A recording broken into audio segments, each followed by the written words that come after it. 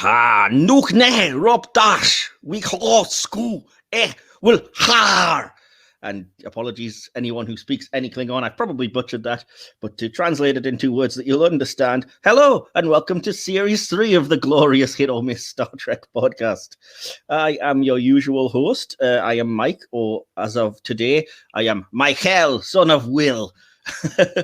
Because if you aren't aware, and you should be by now, we've posted it on social media and mentioned it on previous videos, this third season of the podcast is going to be dedicated to all things Klingon. We're going to do Klingon-related episodes, so episodes that feature a heavy focus on the Klingons, of course. Starting with the episode we're doing that we will reveal later in this episode, as if you need us to, because you'll see the thumbnail, but still we'll pretend there's a pretense of something. And not to mention the fact it's actually written on the screen, as I mentioned, if you're watching on YouTube. But, you know, as I said, we'll keep the pretense that there's some surprise. I am joined, as always, by my usual co-host. Welcome, DK. Thank you. Pleasure to be here, as usual. And thank you for covering me in phlegm. Glorious. Yes, you are my Chardich for this series. And yes, I will be making multiple Klingon references. So you're going to be starting out this season, viewers and listeners, with just the two of us for the first time in a while because, well, we did have a guest planned who kind of dropped out, but it was a bit vague. And quite frankly, it's been ages since me and DK have just had a natter between us. And, we enjoy hanging out and talking all things Trek anyway. So it's a good way to start off the series and start to, ease people into the whole Klingon theme, I think. But it does mean that, that we would normally do a Hailing Frequencies open section, which, now I think about it, I do have something I was going to throw at DK, which I was going to, drop into the hit or miss section, but I think I'll pop it in here now. So, yeah. You don't know by now, and you probably should, it's the third or maybe fourth series, actually, I'm not sure. Actually, yes, it is the fourth series, and I've said third continually. Apologies, it's the fourth series of the podcast. It's the third one where we actually have a theme, because we just did random episodes in series 1, then it was Borg and AI themed, then it was time travel themed, and this time we're doing Klingons. But if you're not familiar with the layout of the podcast, we basically break down into little sections, and it starts with this one, and that is Hailing Frequencies Open. Hailing frequencies open, sir. So, there we go. DK, how are things with you in the Trek universe? You've recently, I think, at time of recording, we've finished Star Trek Picard Season 3. We're eagerly awaiting Strange New World Season 2, and that's the state of play. Yeah. I've not, apart from obviously today's episode, don't think I've really watched any Trek since Picard. So yeah, I'm looking forward to Strange New Worlds. Awesome. And you can always check out our review, by the way. We did a 2-part review of the whole series of Picard, one video for seasons 1 and 2 and a separate one for season 3, given how, prevalent it was everywhere and how much it was talked about.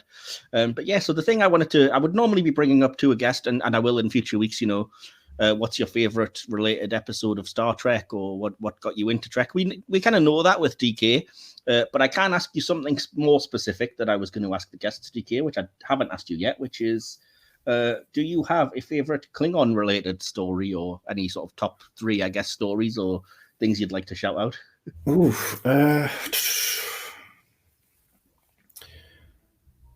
I do like the classic episodes. You mentioned them just prior to recording, actually. Day of the Trouble with Tribbles and this one. When it comes to Next Generation, I do have a soft spot for Redemption. Obviously, okay. DS9, got to go with Way of the Warrior, really. And going back to my old favorite, the movies. Star Trek, the little glimpse we saw of them in Star Trek the Motion Picture with their redesigned foreheads that captured my imagination, and then again in Search for Spock. It captured your imagination, then you're not an accurate representation of Trekkies, because clearly you should have gone onto the then non-existent internet and complained that it wasn't really canon because the Klingons don't look like that, and you refused to accept it. I know. Somebody did post something like that actually the other day on one of the social media sites that was Time as a Circle, and it was I think it was a fanzine article where it was genuinely somebody complaining about the movie design of the Klingons because it wasn't what they looked like. So yeah, really, is that yeah, seriously. Oh, good grief. Yeah, actual genuine. Yeah, I think there were a few people that were like, "This isn't right. It doesn't look like the original series and what have you." And yeah, and actually, this particular letter was bemoaning the fact not so much that it happened, but more that there was a lack of any explanation for it. And I was like, "Oh, person that wrote, if only you waited like 5 decades for an episode of Enterprise to explain it to you." And yeah, I get the feeling that they'd have watched it and still not been happy. Probably not. Some people never are, but yeah, never mind. We got a lot of good fans coming on, and we have a lot to talk about. So interesting, you didn't mention any Voyager Klingon stuff, particularly with Torres. I do like. I will say I do like Barge of the Dead, but I'll be completely honest with you. As you know from earlier series, I've only ever done one full watch through of Voyager, so my memory is very spotty when it comes to that. There's a few that I would shout out as being not necessarily good or bad, but certainly, notable Klingon episodes other than just every appearance of B'Elanna. And I'm thinking specifically of Faces from Series 1, where it splits her into her Klingon and human selves. Oh, yeah. There's also Prophecy from the final season. Not the greatest episode, but it is Klingon-centric. Day of Honor also springs to mind, Season 4. And then obviously the aforementioned Barge of the Dead, which we're reviewing at some point this series. So yeah, and what about the Discovery Klingons? As I think the only real appearance of them in the newer stuff, other than a few lower decks cameos. I wasn't particularly a fan. They were okay. I don't loathe them like many seem to, but they weren't. They weren't my favorites.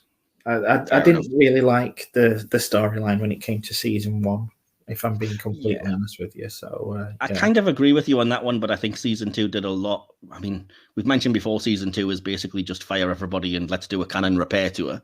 But I did like that they did that with the Klingons. They made them look, they gave them their hair back, made them look a bit more familiar, got rid of all those crappy ship designs and mentioned that there'd only be one and it is the familiar D7 kind of thing. Yeah. They were just so out there in the opening of season 1 that it was kind of hard to believe that it was the same show at that point. But they did a decent enough job of retcon, not necessarily retconning it, but as you say, repairing canon. Yeah, walking it back. And speaking of which, because I don't think I've had your opinion on this, I'm assuming you've seen the Strange New Worlds season 2 trailer. I have, yes. So what's your opinion of the suddenly very familiar looking Klingons, considering it's only a few years after Discovery, it's meant to be the same universe, it's a direct spin-off, and now we have Klingons that just look like next-gen Klingons. Yeah, I'm kind of looking forward to it, although it would have been nice for, canon's sake, if they'd have put some of the augment virus ones in the background.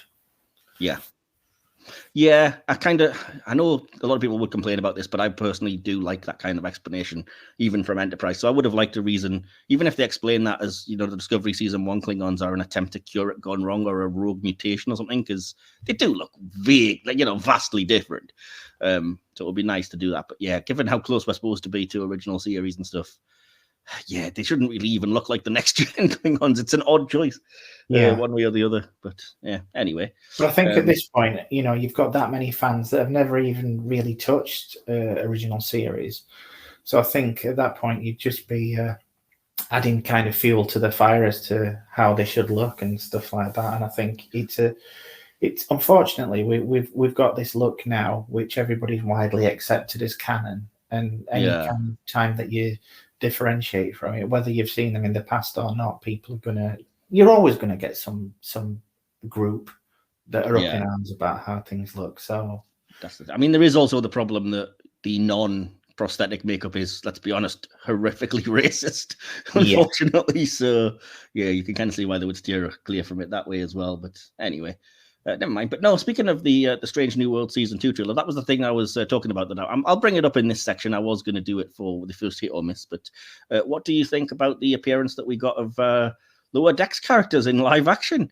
And this is an officially released publicity image on screen if you're watching on YouTube, by the way, and it shows Boimler and Mariner in the uniform. So yeah, take it away. I would be lying if I was going to say that I wasn't excited for this. This is one of the things I am most excited for with season 2. Not quite sure how they're going to pull it off. I mean, it's Star Trek. We've had time travel stories coming out the last series, so. But I'm just a little sad that we might not, we'll probably not see Tendi or Rutherford. But other than that, I can't wait. Well, that the thing is, there's so many rumors circulating about what may or may not happen, and I do want to be surprised. But one person or two on YouTube speculated, oh, maybe we will get a quick cameo scene of all of the others, because obviously they won't be in the episode. Logistically, you're not going to get every actor down there. You're not going to get them all in makeup and whatever, but you might see a cameo from some of them. And one thing I have heard, which if you do want to avoid spoilers, Red alert. Listen in a couple of minutes' time, but basically Anson Mount had let it slip at some point that you will see an animated Captain Pike. So the implication there is that some of the episode, at least, will be animated Lower Deck style. Majority of it will be Strange New Worlds live action. So it will be a true crossover in that sense that we'll get animated Strange New Worlds characters along with the live action Lower Deckers. And then in that respect, you might, I guess, therefore see the animated characters in animated form in the episode. I'm even more intrigued. Yeah, it's going to be interesting as an episode just to see what it's like. And from the tiniest of hints that we got in the trailer, I mean, the only thing it really shows you is Boimler just fully geeking out about the fact that he's had a live long and prosper from Spock. And yeah, once again, Boimler, the most relatable character in all of Trek, because that'd pretty much be the same. Live long. And, but yeah, the thing I was asking is, what do you think of the uniforms, though? How do you think, and the character designs, really, what do you think? How do you think they translate to live action? I think they've done as good a job as they can. I do like the look of the uniforms. I think they've done a cracking job with the uniforms. It's not as bright a red as it looks in animation, but I think they've made the right choice. Yeah. But it just fits in so much better, and it looks kind of nicer. And when I first saw the uniforms in animation, I was very skeptical about how far down the black part goes, because being next gen nerds, we're familiar with it being more of a shoulders only thing. Yeah, but seeing it now, it really does just work. Weirdly, it's just like, yeah, okay, I can see what you're doing there. And I love the movie era flap that they have, seemingly from the Munster Maroon uniforms. It's nice to see them have their rank pip with a single one. And I did watch the Trek Yards breakdown, which got really specific about it and was kind of like, the black actually goes further down than it does in the live action, and the com badge isn't right. It's a Strange New Worlds badge rather than, it should actually be the Voyager badge without the wings, but that's very nitpicky. And I was like, yeah, in fairness, that really is. And saying that, they pointed out a few things, and there's a few things I've noticed that I really love that are little touches, which is, first of all, that Mariner does actually have her sleeves rolled up. I do like that. Yeah, I was going to bring that up. I love that. And Tony Newsom actually did go on Instagram and mention that they are both wearing wigs. But kudos to them for actually going for the purple hair for Boimler. Yeah. Way to commit. I love that. Wish they went a little bit more severe, because there is images from a convention of Jack Quaid wearing like a purple wig with the full-on quiff going on. But at the same time, the whole point is live action. It would look a little bit less cartoony, wouldn't it? That's, reality compared to cartoon. But no, they've matched it. I am now wondering how Pike's quiff's going to look in animated form. That's the question that I have on my mind now. Exactly, yeah, that's the thing. Can't wait, man. I can't wait. I just love these actors as well and these characters, and the way that they've matched the kind of character models and everything with the wigs and the uniforms and such. And then as I said, as soon as you hear them talk, particularly mainly like Jack Quaid, you're just like, crap, this really is the character, because naturally it's the voice you're used to, isn't it? So they are acting, they're putting on a performance. So I can't wait. I think it'll be my favorite. I think I said on my social medias, I know there's other episodes this season, and yes, I'm, looking forward to that as well. I'm looking forward to all of the stuff they hint at, with the exception of the Gorn stuff, because we've talked at length about how I'm not fond of the basically retcon of the Gorn that's happening, but I suppose it is what it is. But no, there's other things that looks pretty good. I'm excited to see, like I said, the Klingons appearing again, and I'm looking forward to seeing Carol Kane. Yeah, as the new chief engineer, absolutely. And yeah, I mean, even in the trailer, giving Ortegas like a cool moment, because they clearly know she's like the fan favorite new character. Yeah. So yeah, awesome stuff. Even though it is basically just a rip off of the opening scene of Serenity. Yeah, but no, I'm there. As I say, I think this is the one. This is the only episode title. I don't know if it's the only one they've revealed, but it's the only one I know, and it's going to be episode 7. of season 2, and it's going to be titled "Those Old Scientists," rather brilliantly. I see what you did there. So yeah, looking forward to that one. And yeah, I think definitely. Consensus from both of us is that we're looking forward to Strange New World season 2. I will say I started this week watching now that it's finally been released on 4K, started rewatching season 1 again, and it looks amazing. Episode 1 is a little less punchy than I remembered it being on first watch. It takes a little bit longer, and it's a tiny bit clunkier with its messaging than I remembered it being. But yeah, still good. Still very good episode. Great show. So, right. So, with that out of the way, then, I guess we'll just have to move to our second section, which is the section that we always do, and it is the hit or miss section. What about my performance? I'm not a drama critic. We are breaking into the next section, the hit or miss section. And if you are here as a new listener, which you may be, or a new viewer, this is basically what gives the podcast its name. And it's a section where I pick random things from the Star Trek universe, which my co-host DK, if he's not hosting, and our guests at all times aren't aware of. They basically will get hit with these things for the first time. I ask if they're a hit or a miss, a little reasoning why. I then give my sort of 2 cents. We come up with the consensus, therefore, for the podcast, or, decide that there is none if it just so happens there's 2 of us, one of us might agree, one might disagree that it's a hit. And yeah, we take it from there and hopefully spark a little bit of debate through the week as the episode airing and such as well. As happened with the last 2 themed series, I am going to try to drop in things that are related to the theme. So you'll see Klingon things appearing, but I'm not going to make it entirely all just Klingon based. As I scroll and look here, I do notice that I picked a majority, about 80 or 90% Klingon-based ones for this one, but that won't always happen. It's just there's always going to be at least a couple in there. So, yeah, DK, it's been a long time since we've done a hit or miss section. How are you feeling about this? Yeah, a little nervous because, as I say, there's certain things. My memory's a bit hazy. And as you say, it's been a long road. Getting from there to here, it has indeed. Right, fair enough. Well, no, I've got images and stuff to help us now that we've learned how to do that. So if it needs, hopefully that jogs your memory. But some of it, I think most of these, looking at it, is stuff you're going to know, hopefully. So the first thing on the section for today is Klingon themed. It's a character. So DK, hit or miss the character of Kern, Worf's brother.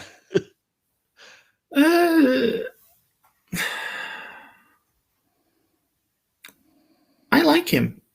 Mm-hmm. He's not overly in your face. Again, my memory doesn't hold up that great. Yeah, I liked him. He's as members of Worf's family go, he's more memorable than others. Yeah, I'm gonna go a bit antagonistic, but I like him. I like him. Tony Todd, isn't it? I was just going to say, I think that's the thing that sells me on it. I am definitely on the side of hit to give that early, but the majority of that, I think, is the performance, and it is a good chunk of that is because it's Tony Todd. Yeah. So, yeah, I'm gonna go with hit on that one. Awesome. Yeah, as I say, I'll say the same. I do actually really like the character. I think he's really interesting, and it's a shame that we didn't get to see more of him because I can remember a couple of Next Gens, A Matter of Honor and Sins of the Father, that I think he's in, and obviously the I can't remember the title of it, but the DS9 episode where he basically, has to live with Worf's shame after the whole Way of the Warrior thing, and then he instead of the ritual suicide that he wants, he basically gets genetically altered and adopted by a new family and stuff. So that's the end of the character. Spoiler alert if you haven't seen DS9, but it is several decades older at this point. But yeah, there was something interesting about that character because he was kind of like, he was Worf, but if Worf was way more attached to Klingon culture and honor and all of that stuff, which obviously Worf is, but you can imagine a version of him that's even more tied like that it would be interesting. I wish we'd seen more of him, but what we did see, I always liked. Like I said, he was played well. It was interesting seeing a more Klingon after being used to just Worf and the odd few in those early seasons. So I think hit as well. So yeah, I think that obviously gives us consensus on Kern that we're going to say hit. Yeah, and with particular shout out to Mr. Tony Todd for making that character the most likable. He's always watchable in whatever he does, really. Always watchable, yeah. Likable might be a stretch when it comes to angry Klingons, but watchable always. Yes. So, the second thing I have for today is another character, but this time not Klingon and not even live action. So hit or miss the character of Kashon from Lower Decks. I I know everybody loves him, but he's kind of a non-entity for me. I think he was more likable as the cuddly toy. Yeah, Right. he's okay. He's okay, but he's not my favorite. I'm gonna have to go with soft, very soft. So don't hate me, everyone. Very soft miss on this one. Well, if you're gonna, get the hate, then we'll accept it together, because I'm gonna go ahead and say miss as well. I don't think he really works. I think it's a cool idea to have, the aliens from Darmok, the Temerians, in there, and to try and play that for comedy, but it just doesn't work. Yeah, And they never really tell any good jokes with it that would make it work. And again, I don't know the ins and outs, so I might be speculating on things that aren't true, but it seemed to me like they were basically setting him up as a replacement for Shax. Yeah. And then realized, a couple of episodes into season 2, this isn't working out, and we can basically do what we want because we're an animated comedy, so let's just bring back Shax. Unfortunately, now we have this new character that has to appear somewhere, so we'll just stick him in the background in the odd moment. And as you said, he's kind of a non-entity. It's just kind of like on the odd episode, so, oh yeah, crap, he's a thing. He's still there. But yeah, I think he's also kind of symptomatic for me of a problem Lower Decks has, which is sometimes it thinks that instead of making a joke, you just have to reference things. And I always kind of like, no, that's not funny. That's Big Bang Theory level of humor. When it's just like, hey, Doctor Who, Star Trek, and whatever are things. Isn't that funny? No, not unless you make a joke. And this very much is like, hey, remember that episode of Next Gen that everyone loves? Yes, I do. What's your joke? Yeah, I do think they brought it in with the intention of thinking, oh, this is going to be hilarious, and he just kind of wasn't. Yeah, it's kind of it's the only thing that is, and it doesn't ruin anything. It doesn't ruin the episodes. And if his one episode, his intro episode, Keishon, His Eyes Open, I think is, it's the one that really does do something with him, and it does do something interesting enough to hold your attention. Although I don't love the episode because, again, it just feels like that episode in particular is just reference, aren't we funny? Which, the odd one works, like the corpse of the giant Spock hanging up in that episode is a reference that works for me. That is funny. But then at times when they're just like, haha, look, it's like an archaeological object from that one episode of TNG, and that's not on the surface of it just funny on its own, So yeah, and like I say, I think that is Keishon's ultimate failing, is for a comedy. Like, what's he doing? Who is he? What's his thing? Nope. It doesn't work for me, unfortunately. So, yeah, don't hate us if you're a fan of the character. Fair enough. And I say I do love the species, and I love that episode of TNG, but I just don't. For me, it just doesn't really work as a comedy bit. Number 3 on the list, we're back to Klingon themed. We're talking ships again, as we did quite recently. Watch our top 10 Federation ships episode, or Starfleet ships. And yeah, the next thing on the list for today, then, hit or miss, the Klingon Katinga class battle cruiser. There it is. It's iconic. I love it. I knew you would. Yeah. When you see them at the start of the motion picture, I mean, I had the Corgi Enterprise, the USS Enterprise, the one that fired the little discs back in the day. Yeah, and I really wanted the Klingon one as well, and I just think it's a classic, and you don't, as we've talked about when it comes to Discovery, you don't mess with the classics, and which I mean, Discovery did just bring it straight back. Although they have a D7, but it is effectively, it looks more Katinga than D7. But I just absolutely love this. At the risk of putting Will into a coma. Yeah, this is a definite hit for me. Yes, Will Templar, our good friend who just has no opinion on any ship design ever. Just can't understand why we would care.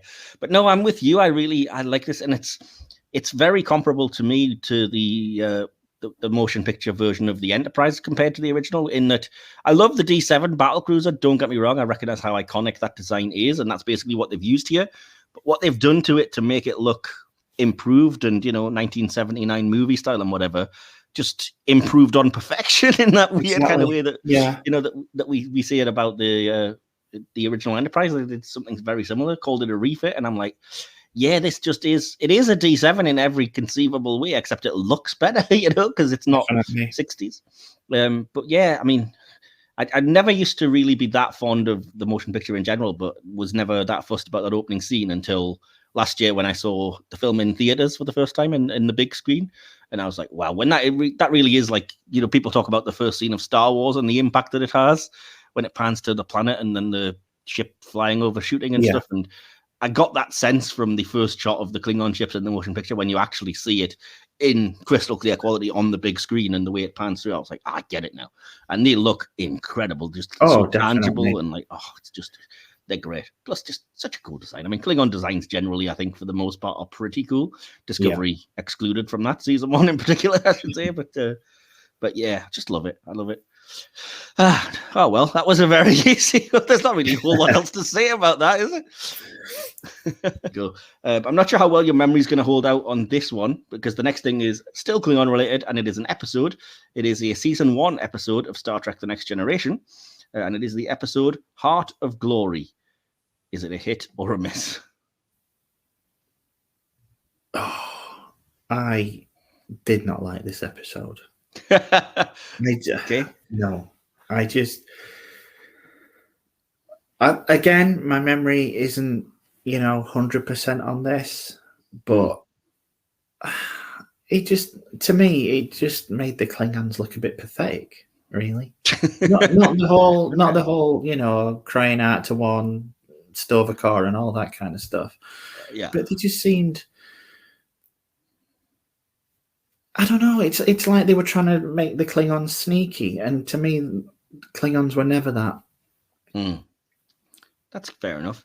I'll be brutally honest, I have almost no memory of this. I know I've seen this episode, and yet it perhaps is the most damning thing I can say about it, that it went in one ear and out the other, so to speak. It was just very, like, the only thing I remember really about it is, like you said, the thing that became a thing later, which is the whole, if somebody dies, you scream out loud to warn the warriors they're coming and whatever. And I was like, yeah, that's cool, and that's where that originated. And like I said, I've seen the episode, don't really recall much. I know Vaughn Armstrong's in it, regular guest star. And I know I only really remember how I felt after it rather than the ins and outs of the plot. And I recall feeling similar to you, which is like, this was barely Klingons. I mean, this just seems like it could really have been almost anybody. And it seems jarring, especially now that we've gotten so much further into that culture and we saw them so much more. And I mean, I think it was even before we'd had Undiscovered Country. So the Klingons were very, barely registering, To go back to it, when you look at Kern, and Kern saying that War should act more of a Klingon at times, that you believe. I don't think you got it with these, because, they were trying to get Worf on side and saying, he should be more Klingon and stuff like that. But they didn't really come across as Klingons. As I say, they seemed a bit pathetic, and the whole, let's make a gun out of various bits of our uniforms and stuff. Right. To me, it just seemed a bit, no. These were not the Klingons that you'd seen in, Trek 3. These weren't the Klingons that you'd seen in the original series. They just came across as a pale imitation to me. Yeah, that's fair enough. When you think of how, like, even the Duras sisters, how iconic and brilliant they handled that as like recurring Klingon characters, and yet these guys, I have no memory whatsoever. Like I said, The only other thing about the episode I do remember is that it was written at at the time when they hadn't really developed that much in the way of Klingon culture, and they hadn't named the planet yet. So there's a line somewhere in it about how they're searching for the traitors of Kling, because they were clearly like, that was going to be what they called the home planet before they decided on Kronos. And it's just so funny that they've had to kind of retcon that in whichever way they can now. So if you look in like the encyclopedia or Memory Alpha and stuff, it's like Kling must be a district or something somewhere on Kronos. I can remember watching that, and as you know, we've talked. I used to be a mad fan of the old Star Trek role playing game, and back then it was called Klinzai.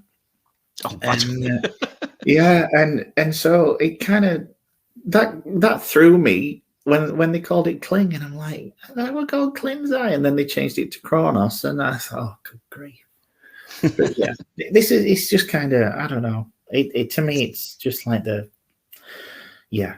just it doesn't work. I know what they were trying to do, and I appreciate the fact that Worf was an intriguing character. He's a Klingon. He's in Starfleet, and I know they wanted to play on that, but they did it so much better later on. These were like faltering steps, and it really did falter. Yeah. So you're going to say, I'm assuming, a miss then? That's a miss from me. Yeah. Yeah.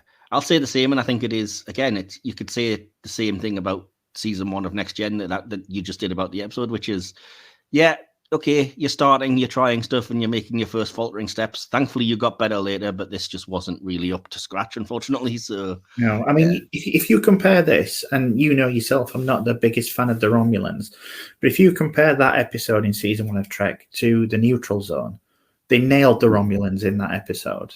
But they barely appeared, to be fair, in that episode. Yeah, but it was still better than this. Well, fair enough. It's funny you should bring up the Romulans, actually, because for the next thing on the hit or miss for this week, we're sticking with another ship. We're not going Klingon, but we are kind of relating it, I guess, to Klingon things in a sense. Hit or miss, the Romulan bird of prey, specifically from the 2260s. And yes, there are 2 images on screen because technically they're supposed to be the same thing, but there are clearly 2 things here, one from original series, one from Strange New Worlds. So I actually do like this ship. I've always liked this ship. It's not as iconic, in my opinion, anyway, as the D7. And I remember the days when, at some points, they did use D7s for Romulan ships. yes. I do like the painted motif on it. It's definitely a hit for me. It's just not up there with the greatest ship design. It's utilitarian, which is the best way I can describe my ambivalence towards the Romulans. Anyway, it's there. It serves a purpose. It serves a function. It's all right if you look at it from a certain angle. So, I mean, what side are you coming down on there then when it comes to this one? I'm coming down on hit. It's definitely a hit, but it's nowhere near as strong a hit as the earlier Katinga class. And what do you think is as regards to the fact that, as I said, these 2 ships are supposed to be the same when it came to Strange New Worlds? What do you think of the redesign? I can kind of forgive it. It's it's the same thing as with any kind of updated. The only thing that so far I've not been able to forgive them for is, as you mentioned earlier, the Gorn in Strange New World. I just see it as an updated kind of version. I'm not one of these people that would just have a meltdown about it, but yeah. Oh dear. Okay. Well, before I get into anything else, I'm just going to say that I don't particularly... I love the Strange New Worlds version for what it is. Like, I love how it looks, and it's awesome and everything. But it's one of the few times, I think, where I'm just like, no, because it's too different. You've went too far with it. And the primary issue that I have is the bird just doesn't look the same on it. No. Like, they've changed that, and there's no need to, because that's iconic and cool, and just keep it the way it is. But instead, they've kind of made it look stylized and made, like, spread out feathers on one of the nacelles and stuff. And I'm just like, it's no longer the same thing because you've made it look too different. And I know it's a weird complaint for people that are fine with, the Enterprise, even though that's clearly not the same, but, it looks enough like it. And this is, in a similar way, this looks enough like it, if it was just the whole texturing or the color of the nacelle Bussard collector or whatever, I'd be fine with, but I just can't get past the bird and the way it doesn't look like the original one, because I too love that original design. I think it's rightfully iconic, and that was the thing that always stuck with me from it, was like, what a cool concept. It's called a bird of prey, and it is literally, you've painted a bird on your ship, because you're trying to look predatory and threatening, and that's just cool, especially for, this was very early in the run of TOS. It was Balance of Terror that you saw them. Yeah. It's a shame that they felt they needed to, I think, alter it that much. Even the version that you see in Picard, which has since been said to be a refit of the Romulan bird of prey, I think it's closer than what Strange New Worlds gives us with this, which is a bit of a shame. But I will say the one thing that I do love about the Strange New Worlds one is their interpretation of the plasma weapon, though, which just looks really cool. Yeah. The way it kind of charges at the front and then forms into the ball of plasma that then gets shot. Like, obviously they barely featured any kind of weapon shots in the original series, and when they did, it was usually, it looks like somebody's just putting a blue line with a marker pen on the film or something, because they did the best they could. But yeah, that's the one thing I think it got right. But when it comes to the Bird of Prey in terms of the design, the general design and the aesthetic and the idea of it, such a hit for me. And like I said, the fact that it was one of the rare times, I think, as well, that it was a ship that looked almost nothing like, the Enterprise, because they were so, we've got to just kit bash something together with what we've got. Yeah. And this was a really cool thing. It's a shame that somebody stepped on the model and destroyed it, as I will mention in our episode review later. But yes, that's the reason why there was an exchange, and Romulans had to use Klingon ships when it came to season 3, because I did not know that. Yeah, somebody stepped on the Bird of Prey model and it was no longer available for filming, unfortunately. So yeah. Anyway, so, yeah, I think we're both going to say it's a hit, though, the design. And then I randomly had a Strange New Worlds rant for no reason. Just literally 2 more then. We may as well get through them because I've got them all down here, so why not? So the second to last thing then for this hit or miss section is a character that I believe you probably alluded to earlier, and it is Klingon related. It is Alexander Rozhenko. Hit or miss? See, that brief period when the young Alexander was on board the Enterprise D, and you had that little spate of episodes. I can't even remember the name of them. Say for that one where he helped out Picard and Ro and Guinan when they all kind of turned into children and all that kind of stuff. Yeah, there's also that. There's the one where he basically has an entire arc with Loaxana Troi, which I believe is called Cost of Living or something along those lines. Yeah, and it's like, she's teaching him how to adjust to your life and be yourself or whatever else. But yeah, I mean, I can't really remember. There's a fistful of datas, but he's kind of supposed to do it. And the one where I can't remember, the one where he was playing up, and then there was a fire on board and in the nursery, and he went back to get those hand puppets in the tank. I can only vaguely recall that, but yeah. I that was the point where I had a lot of disposable income back then, so that's when I started kind of buying the hand puppets as they were released. So I have fond memories of Alexander during that period because I was enjoying TNG at that period. But then the whole grown up Alexander, and he's about as memorable to me as he is to Worf. Ouch. Yeah. Okay.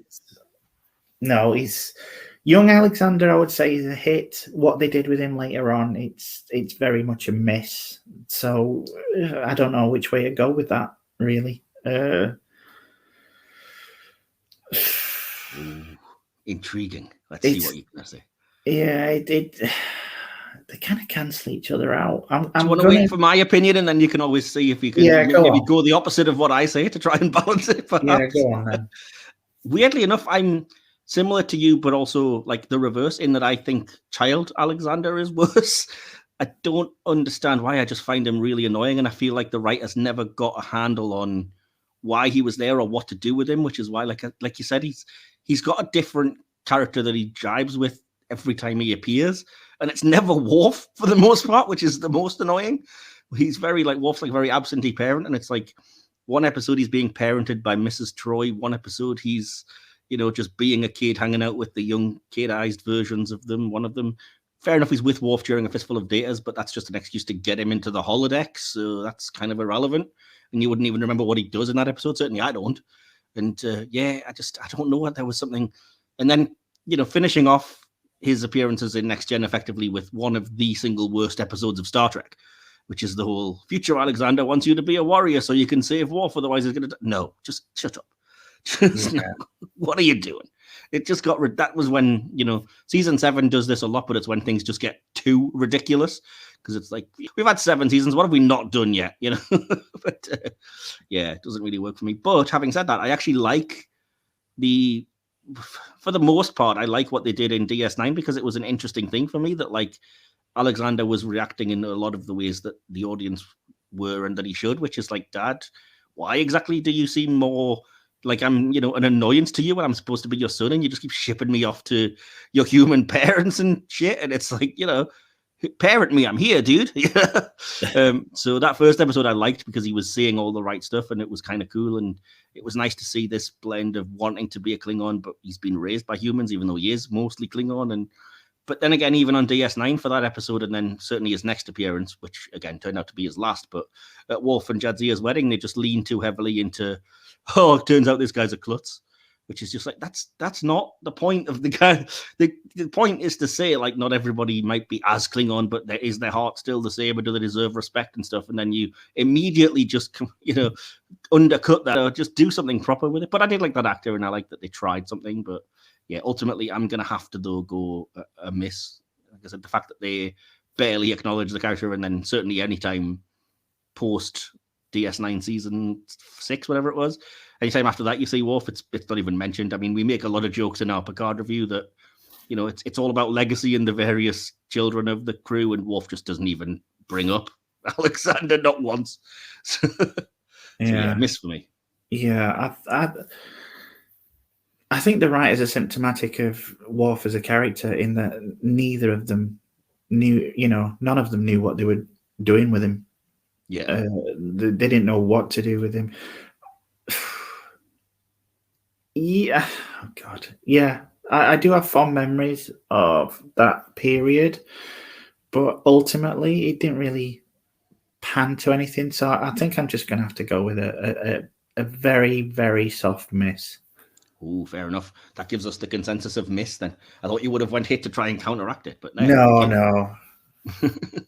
That's fair enough. Yeah, okay, well, as I say, you clearly were a soft miss, so there's things you like. And there's things I like about even the things that I will see are a miss. I certainly am never here going, this is crap, and it's not real canon and whatever. So certainly don't get that indication, audience, especially if you're new. You should know, that's not what we're here for. Even things we dislike have moments that make them work, and hopefully we give justification.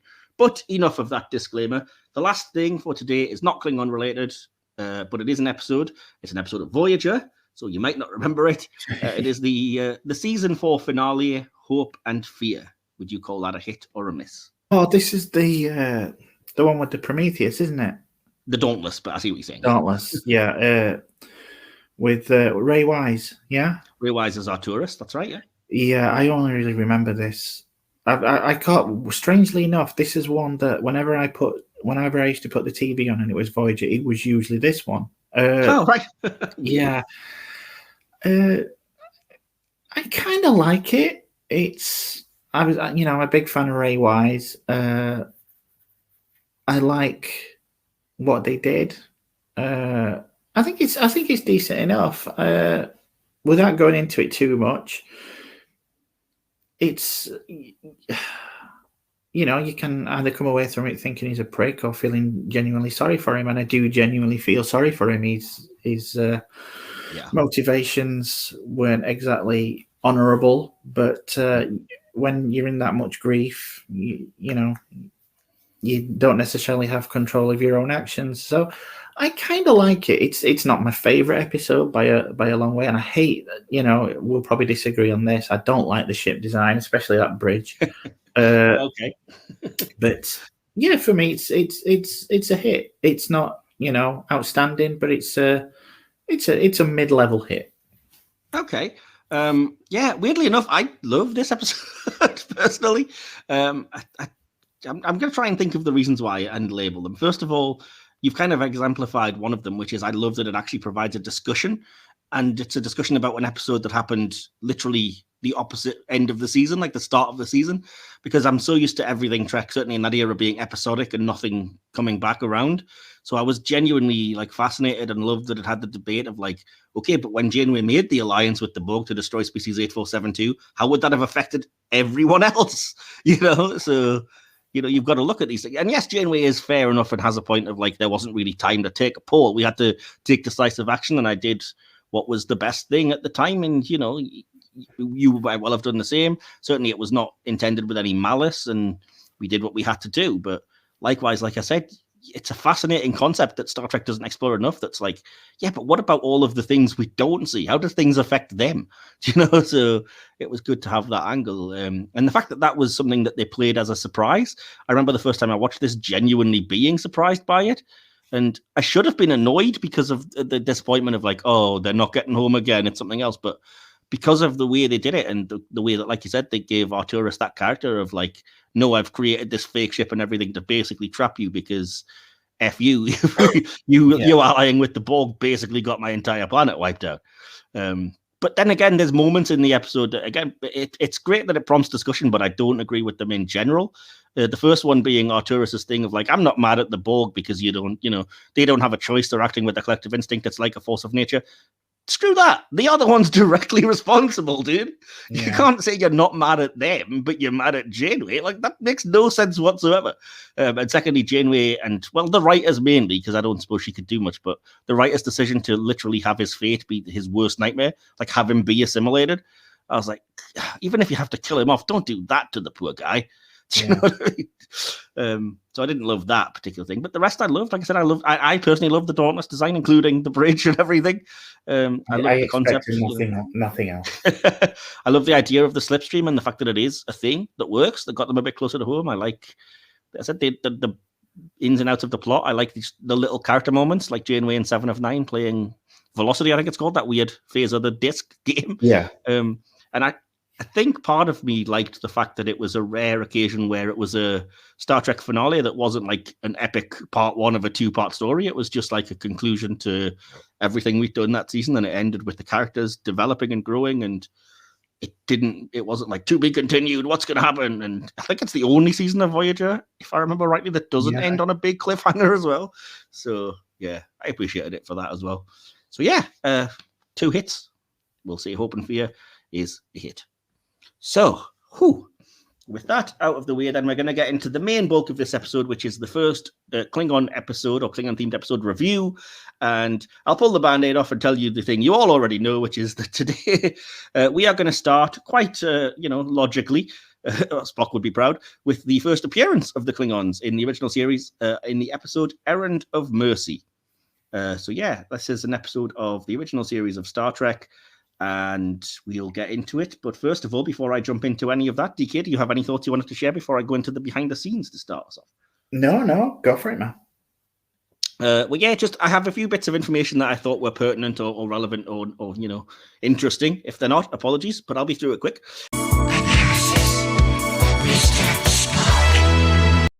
So yeah, first of all, the episode title comes from The Life and Adventures of Nicholas Nickleby by Charles Dickens, and the line, "It is an errand of mercy which brings me here, pray let me discharge it." As I said, it makes sense for us to be starting with this episode because this is actually the first appearance of the Klingons in the entire franchise. If you're going by production, of course, not chronologically, that would be, I assume, Enterprise, but we don't do things that way, so no. Story editor Dorothy Fontana, who we've mentioned a few times on this show, DC Fontana, thought that the Klingons were made the regular adversaries of the series because they didn't need any special or expensive makeup like the Romulans, whom she thought to be much more interesting. So, you can agree or disagree. I did the maths because I was curious about in terms of, Klingons compared to Romulans. The Klingons have 7 total appearances in the original series and the Romulans have 2. But weirdly enough, the Romulans win when it comes to the animated series. The Romulans have 3 appearances and the Klingons only have 2. So I kind of consider the animated series to be an extension of the original, which is why I mentioned that and didn't go much further.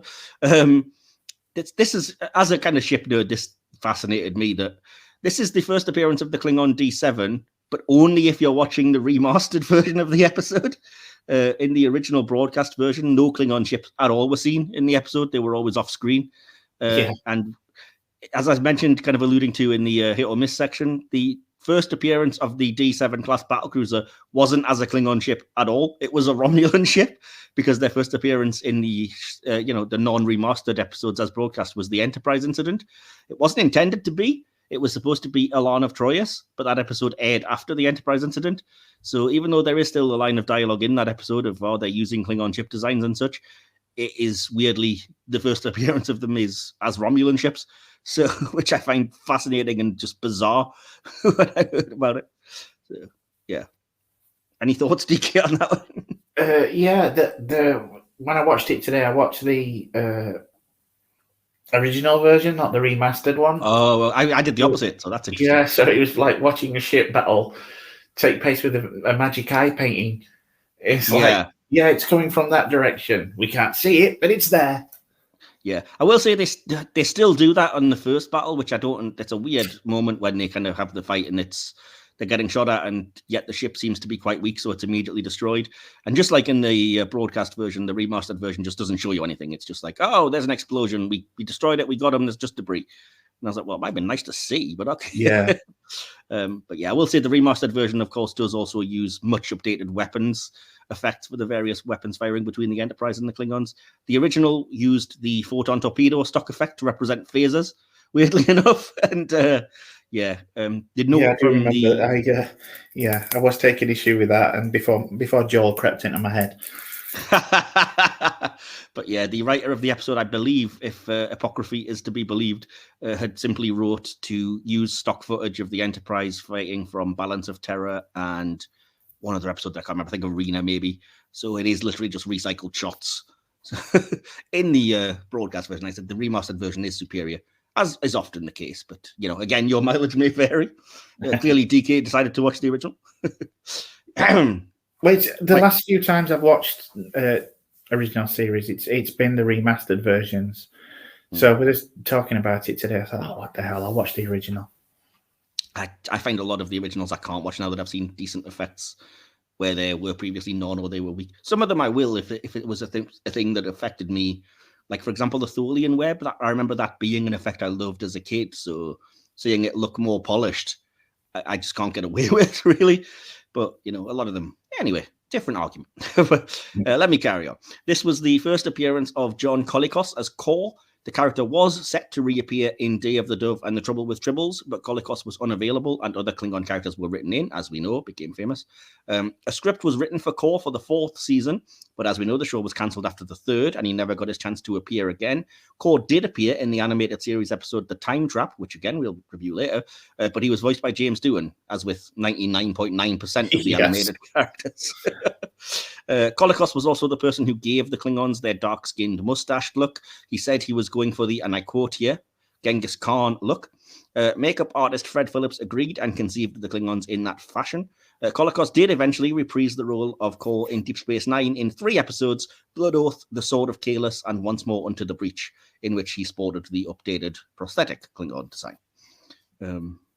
There we go. This is one of only 2 episodes that show an actual Klingon flip-top communicator. You can see it when Kor contacts his fleet.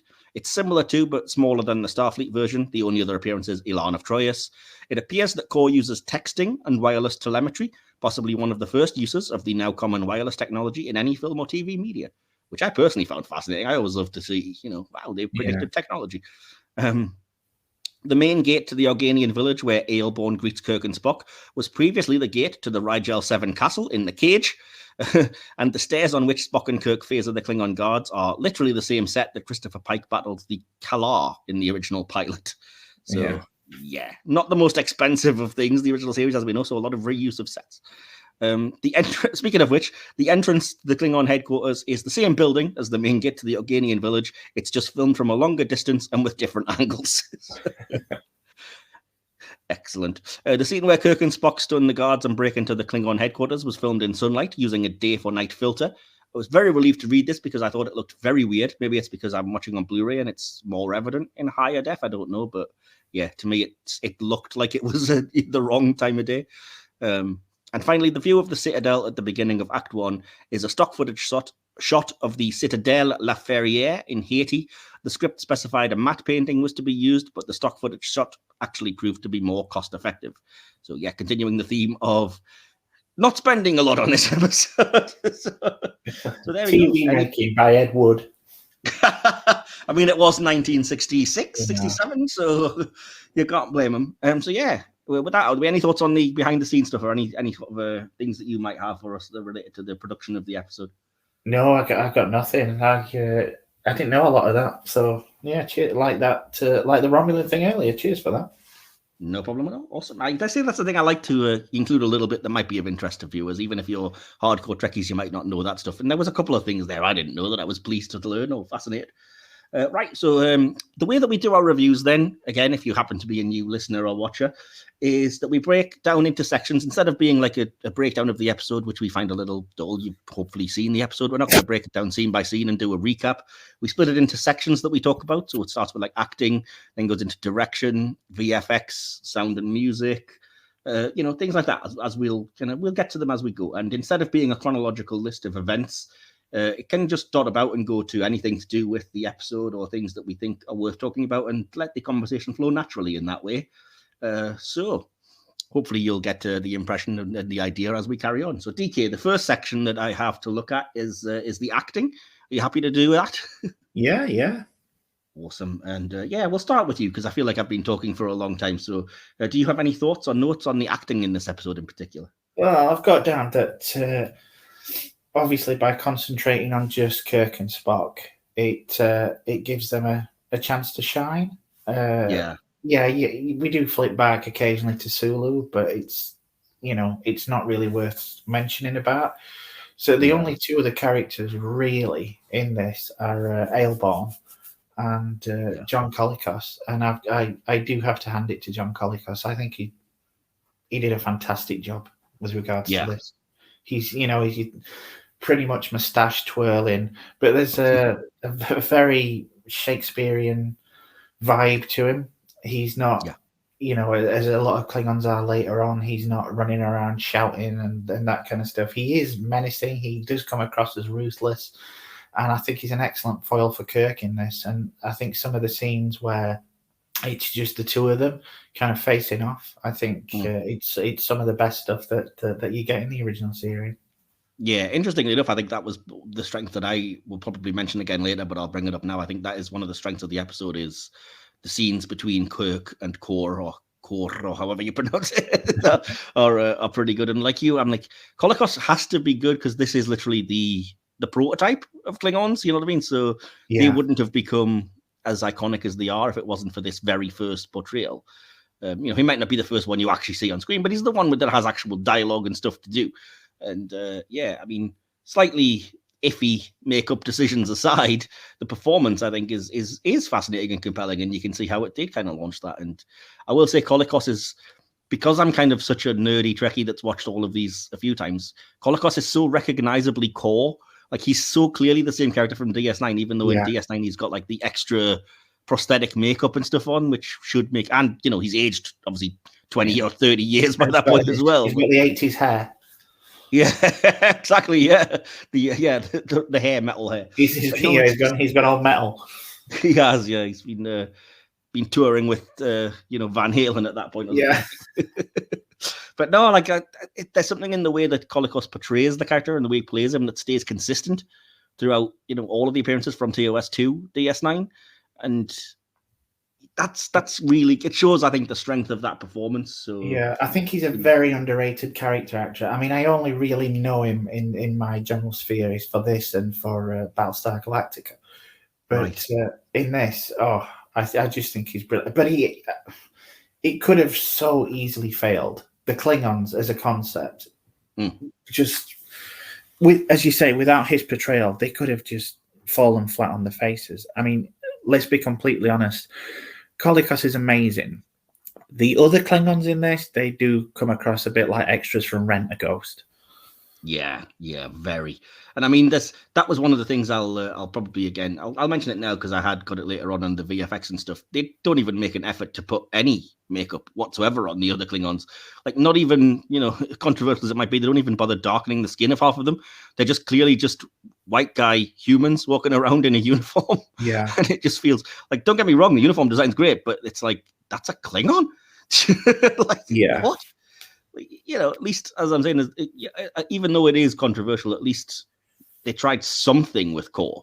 They gave him a slightly darker skinned look and a bit of a facial hair and stuff. But like, not even all the Klingons in this have beards, which is so weird because we're so used to it now. It's kind of like, I think when I was young, I had seen a few episodes of the original series, and then I saw, say, the motion picture.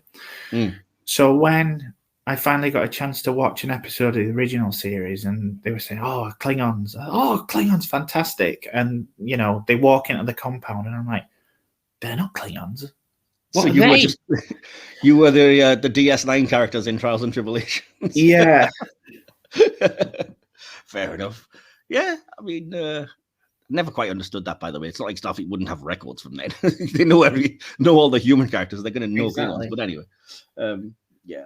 But no, I think in terms of the acting, I will say to go back to John Colicos, I think it's a fantastic performance. And if you look at the Klingons, aren't really they don't have a lot of the things that they would develop later on as character traits and as being, themes, the whole honor and stuff. But Colicos, I think, puts a lot into his performance that people that would write that future stuff ran with.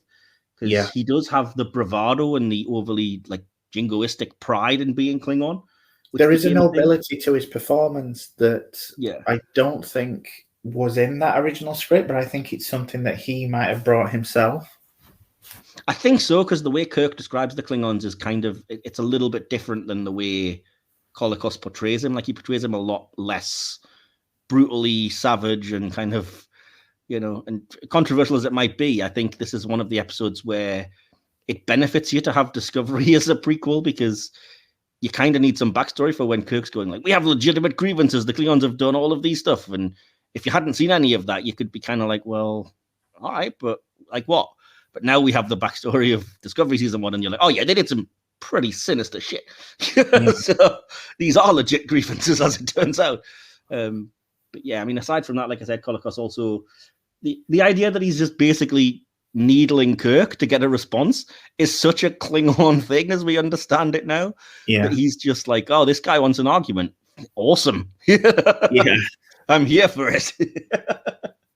Or the disgust of the Organians because they smile too much and they're too happy. And just even the line of like, Kirk, I think I like you because I like good, honest hatred.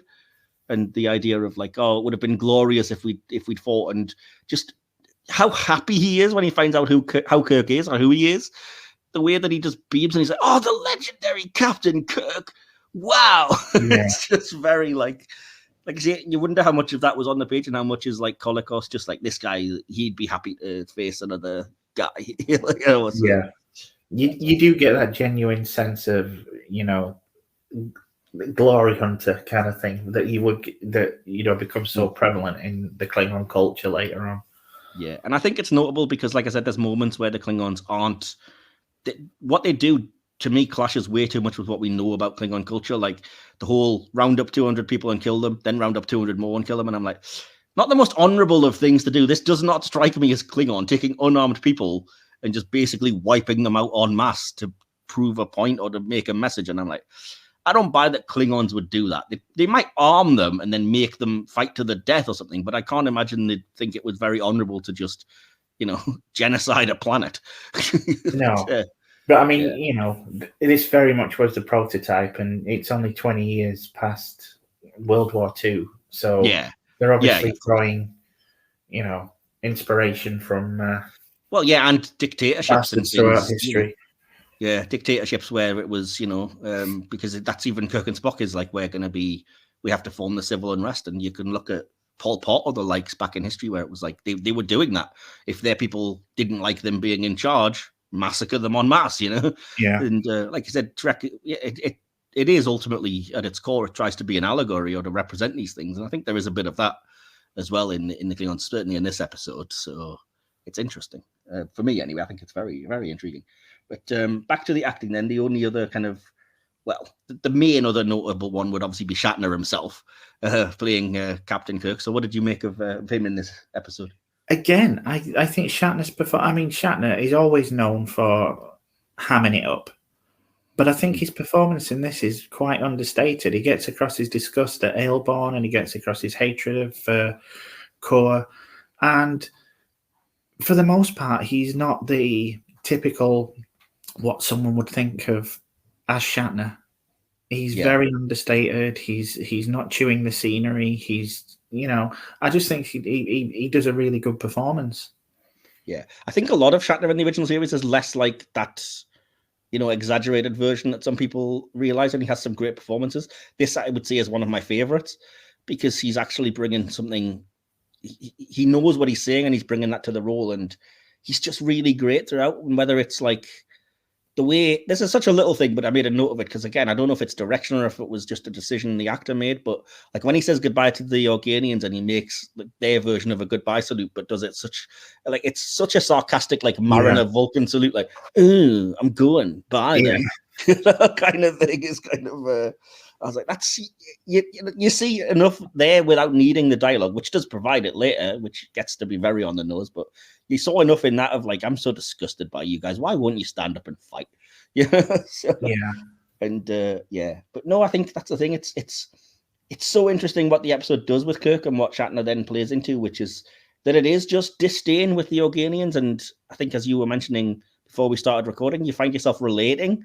Because you're equally frustrated, especially if you haven't seen the episode before, and you're like, "Oh, what are you doing? Why aren't you doing anything?" And and especially that scene where, for want of a better term, Aelborn kind of turns him in. You just think, "Oh Jesus!" Yeah, you are pretty much swept up along with Kirk in the emotion of the thing. Definitely, and I think it's interesting that before I get to the end part, which I think is relevant. It's interesting the characterization of Kirk here is very military, and I know there are still people who argue the point of like Starfleet's not a military organization, blah blah blah. This episode would prove you very wrong. Yeah, I mean, Kirk himself, he says, I'm a soldier, not a diplomat. Exactly. Yeah, and that's my point. But even in the characterization, like when he's gonna get taken away by the Klingons and the Organians, I think are, we can't believe this is happening, Captain, and he says. I've gotten used to the idea of dying, but I have no desire to die for the likes of you. Yeah, it's kind of like again. I don't like pacifists. Do you know what I mean? It's something I mentioned to you about that I love about the episode a while back. Actually, as I finished watching it a few days ago, is that it seems like the episode's ultimate message is that it spends a majority of the time going pacifists. What idiots! You can't live that way. It's just pie in the sky. And then Kirk at the end of the episode is like, why was I being such a jerk? Like, I was really angry that they prevented a war that I didn't want to happen. Yeah.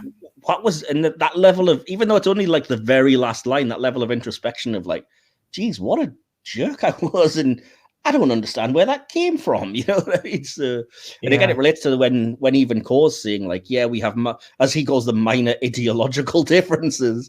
Pretty big, but okay. But at the core, they're still the same. And I think there is a bit of that. And Kirk has to look at that human side and be like, am I just a little bit like, why do I want to see people fight and stand up for themselves? And is there a bit of that that's maybe unfair or unnecessary? And I think to me, that's the way I interpret the last line, because it baffled me for the longest time that they end it on, the Organians took ages to evolve, but you might get there. So, you've proved something great, but, never mind, we beat the odds. And then Kirk says, oh, we didn't beat the odds. The Organians raided the game. And I'm like, what's the importance of that? And the importance that I see of that now is Kirk basically saying, I would have liked to get the chance to grow naturally and come to that conclusion myself. But instead, these a-holes basically interfered for me. Yeah. So, yeah. I mean, right from the very start that you have that little exchange where he says, war, we didn't want it, but we've got it. And Spock says, curious how often you humans manage to obtain that which you do not want. Exactly, yeah. Although it always bugs me when Spock talks like that, because it's like, dude, you're half human. Come on. You humans, you're one of us, dude. Come on. But yeah, but no, I think that's the key. I think is this Shatner and Kolokos's performances.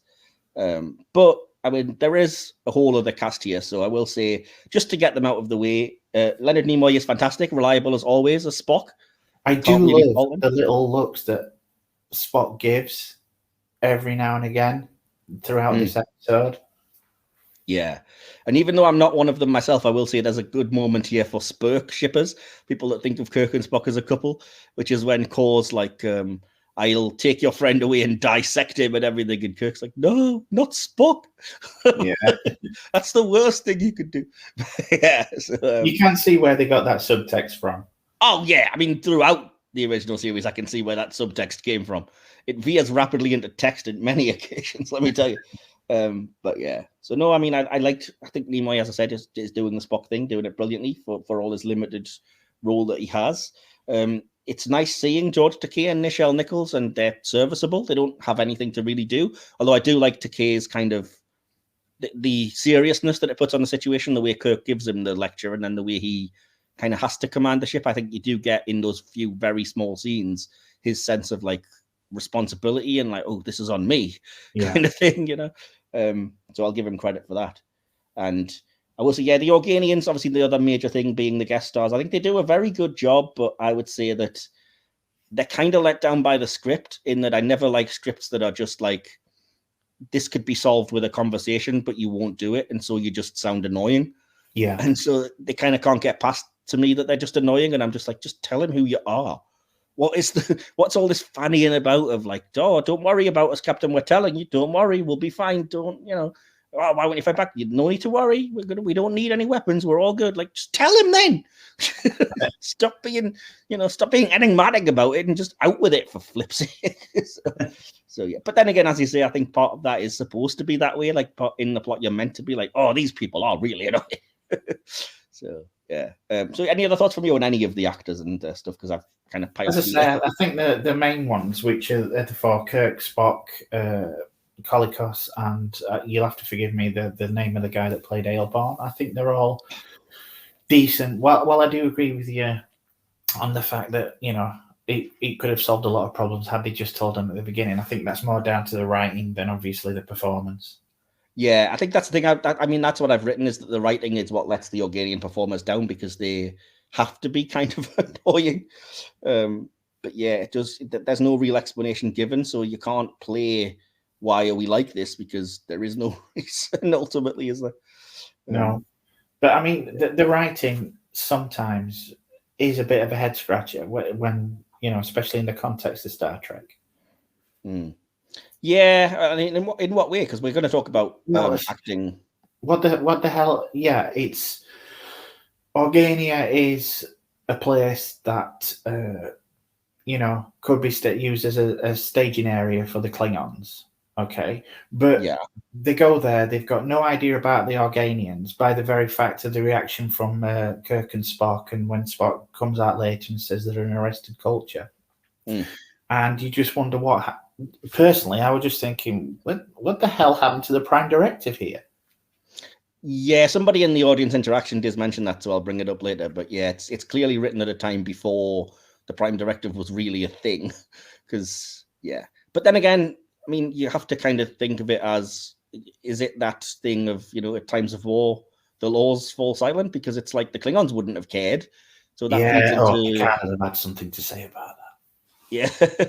But no, I mean, that's the thing, is that it kind of feeds into what happens in, I think it's a Private Little War, where it's like, okay, this planet are primitive and we shouldn't interfere, but the Klingons have already given them weapons. So like, what are we supposed to just not do anything about that, you know? Yeah, because they don't have the Prime Directive, and it's the kind of fact of like they would use this planet as a staging ground no matter what.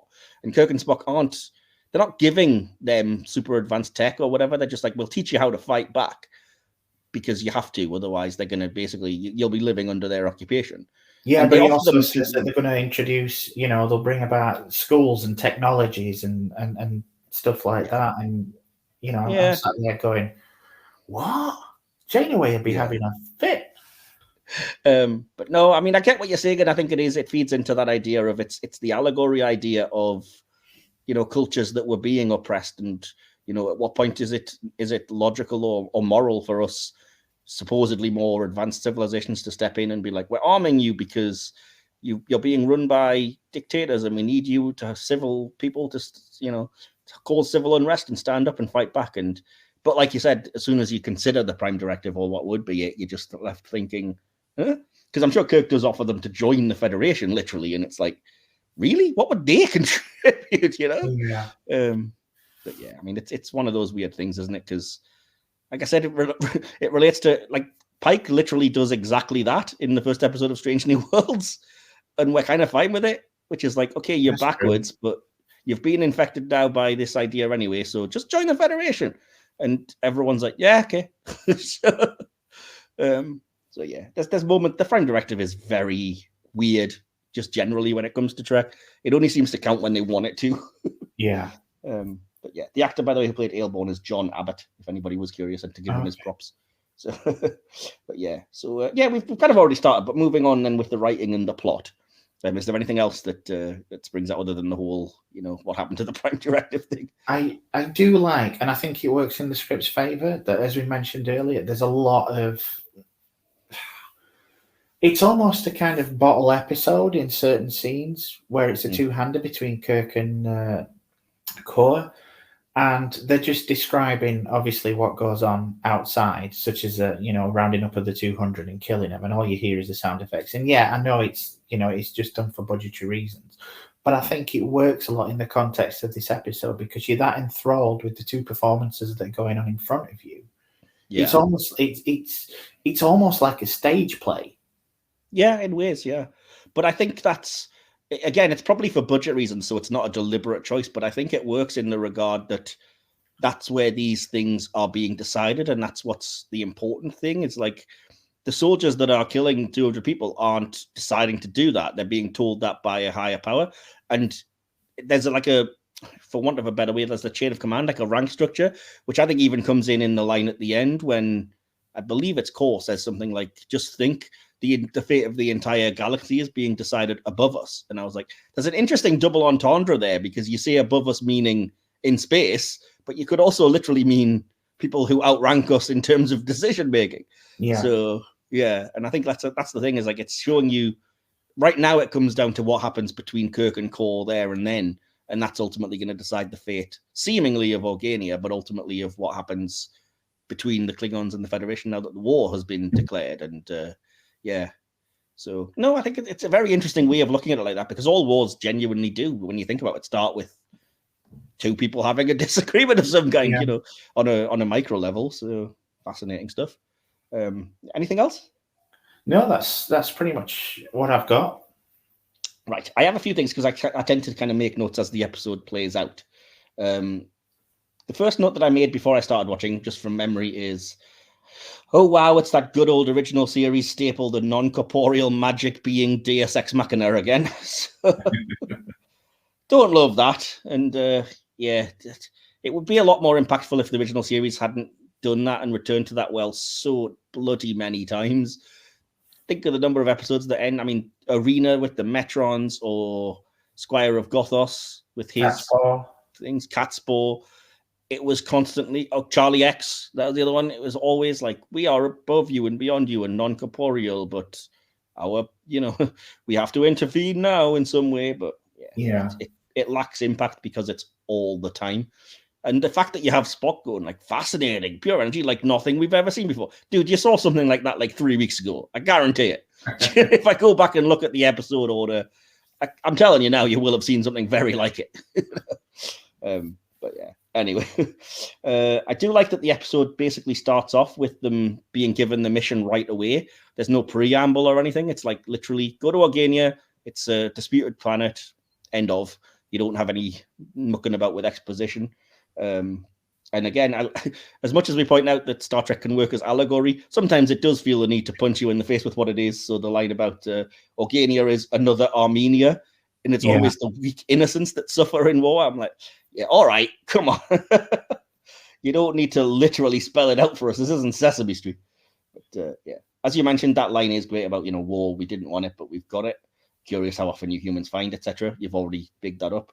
I like, as I've said, I've already mentioned the way Kirk sells the seriousness by the way he talks to Sulu, and like, your priority is the Enterprise. If anything goes down, get the Enterprise out of there, get help, get the fleet.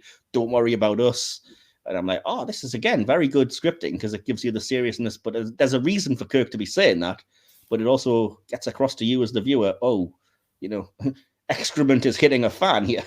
Yeah. I wish that I could watch this episode, because I can't really remember watching it the first time, but I do wish that I could watch it for the first time and see how the mystery plays out, because I find that there's an awful lot, again, of hand-holding of the moments like, the Klingon ships are here, they've beamed down. How do you know? And I'm like, do you need that? It just seems like... And also, how stupid does it make Kirk and Spock look that they're not picking up on this kind of thing? They're just dismissing it. How do you know? Oh, well, never mind.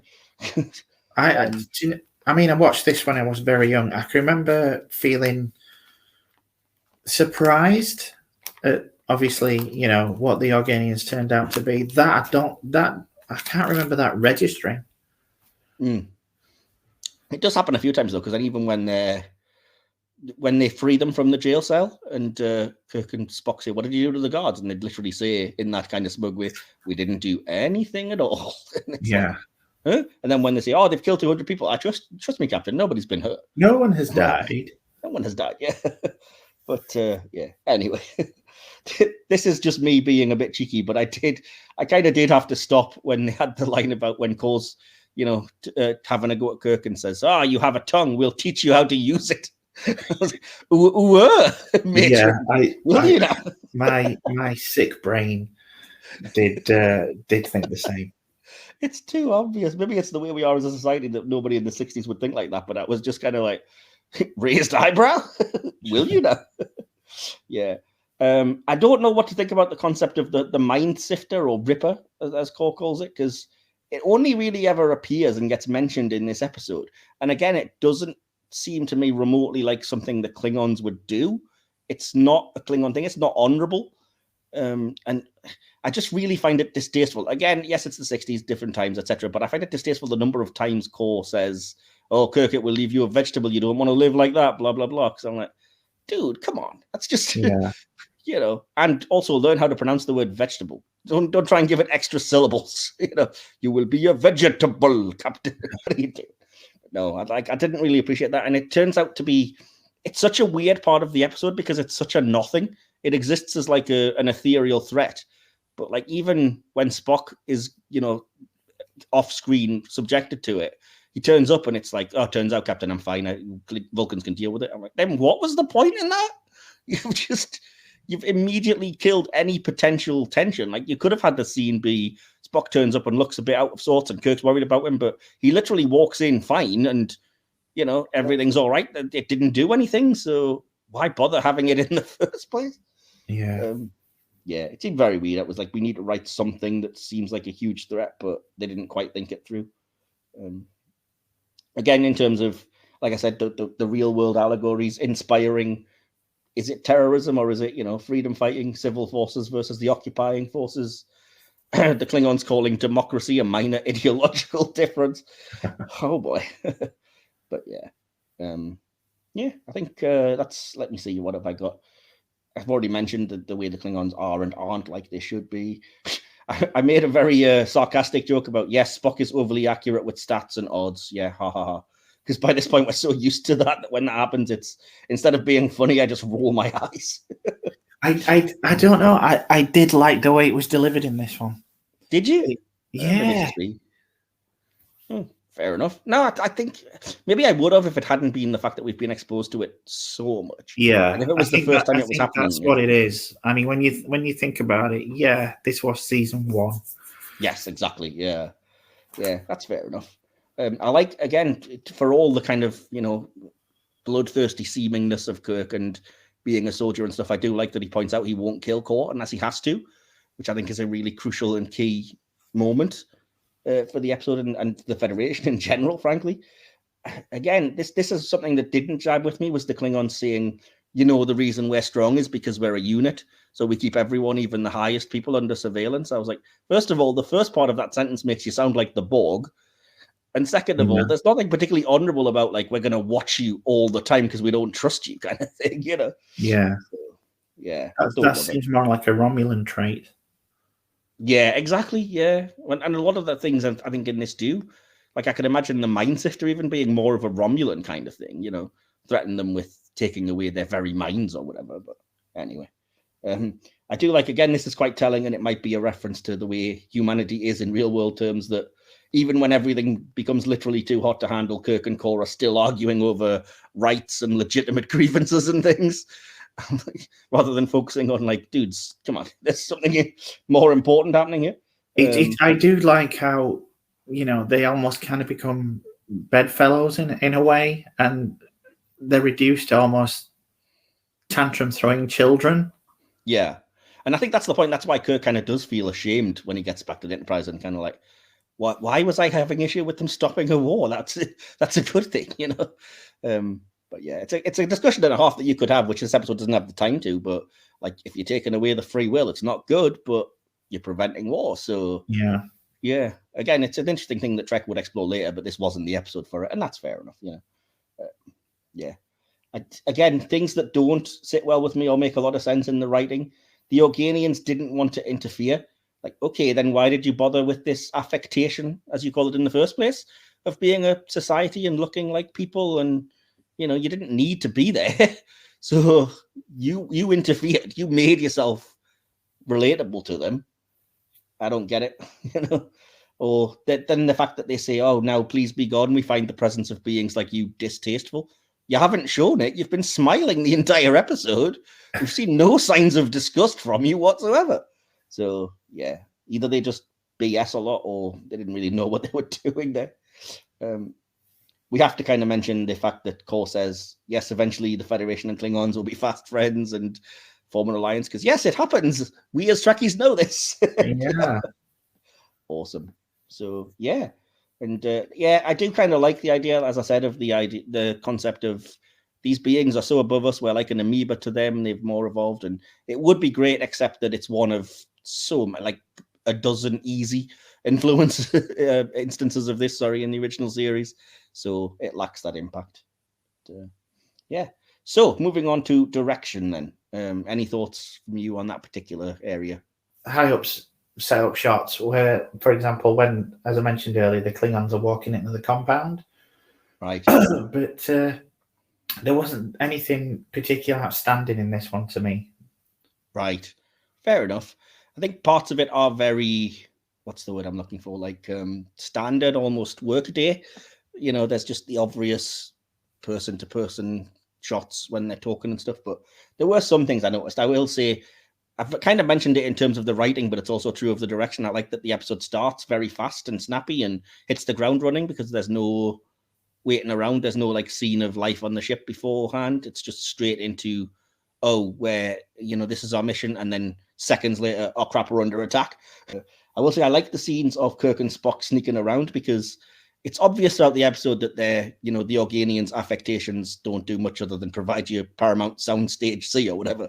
But they do make the most of the space they've got when they're sneaking around, and it looks like they're trying to talk quietly and then hide what they're saying when they come across the Klingons, and then Kirk almost gets into a fight with that Klingon guy and Spock has to stop him. And I'm like, you've directed this really well, considering you have like a 10-foot stretch of just straight straw, I guess, to walk on. So yeah, I appreciated that. I think the explosions when they do their little, act of civil disobedience are really good. And I know they're simplistic and not much, but when you think, again, it's 1960s television, that was probably a huge deal and most likely the most expensive thing in the episode. Yeah. So, I love the way the direction reveals that Kor's listening in on them when Kirk talks to the Organians, because I remember that being a shock at the time, and it still always is when the way it cuts to it, and I'm like, oh crap, he's listening. I love that. I've mentioned already, and you've said the same, the scenes of Kirk and Kor talking are just captivating and very well handled, and that is mainly the acting, but obviously in part the direction, because it's like you're directing, as you said, like a play or something, so it makes those scenes cool. Like the dynamic, kind of the way Kirk and Spock sweep in with their weapons when they kind of turn the tide. But there's a couple of weird shots towards the end here, including a bizarre shot that lingers on the cabinet where their faces are being held. And yeah, I don't get that. And when they've kind of done their business, the Organians, and you're going back to their reactions, anytime it cuts to a reaction shot of Kor, it's the same extreme close-up at an angle shot, and there doesn't seem to be any reason for it, and it's just jarring when it happens. I'm like, all right, cool.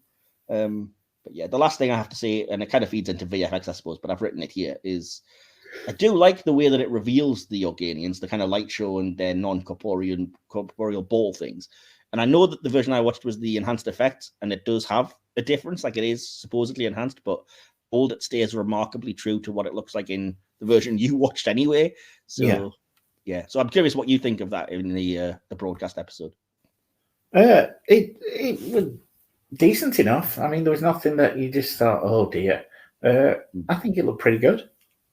Fair enough. Cool.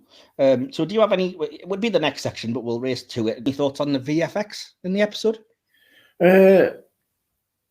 Well, I mean, obviously, I got the one with the majority of the stock footage. So, as you mentioned, with regards to direction, it was very, workaday with the photon torpedoes being used for phasers, and yeah, it was okay. It was just your typical Star Trek episode. It's nothing that we'd not seen 100 times before. Like you, I did think the opening skirmish was a little underwhelming.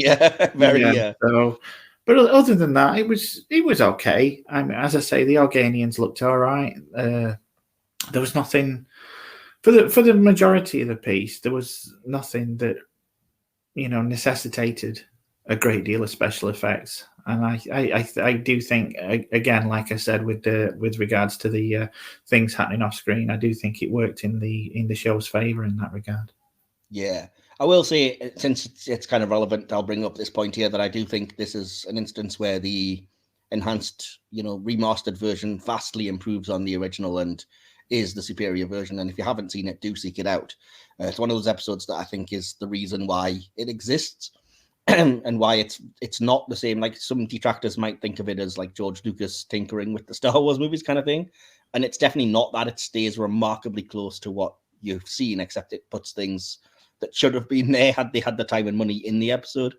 And I do think it benefits that you see the D7 battlecruisers and you see an actual non-stock fight going on and stuff. So yeah. And then, as you said, the Organian effect is slightly tweaked and made to look better.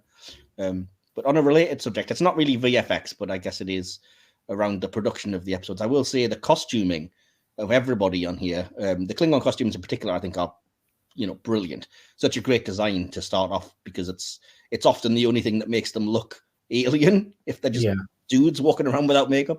But then also the Organians and even Kirk and Spock's disguise outfits, which happen to be the same color as their Starfleet uniforms, kind of thing. All just they did a great job of costuming everyone here. So I wanted to shout that out to that department. And so the next, the kind of last thing, other than anything else, the anything else section, would be the music and the sound in this episode. And I know you're kind of a music head, I believe. So what did you think of that?